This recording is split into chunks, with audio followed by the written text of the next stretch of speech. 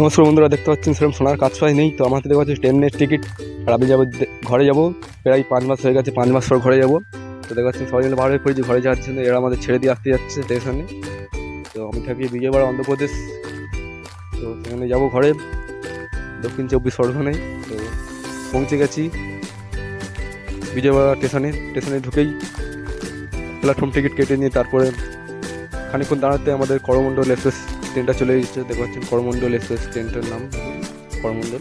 যাই হোক, তো ট্রেনে ওঠার খানিকক্ষণ পর ট্রেনটা ছেড়ে দিয়েছে আমাদের। দেখতে পাচ্ছেন বিজয়বাড়া জংশন ছেড়ে দিল স্টেশনটা। দেখতে পাচ্ছেন আমার সামনে কত সুন্দর ভিউ, একটা কারখানা চলতে। ওখানে দেখুন কত সুন্দর ধোঁয়া। এটা হলো নদী, গঙ্গা নদী। আমরা চলে এসেছি সাঁতরাগাছি যে ট্যাক্সি নেবো ধর্মতলায় যাওয়ার জন্য। তো দেখাচ্ছেন কত ভিড়। তো আমার ট্যাক্সি নিয়ে 400 টাকা নিয়েছি দুজনের ভাড়া। তো এই ব্রিজটার নাম কমেন্টে তোমরা জানাবে, বললাম।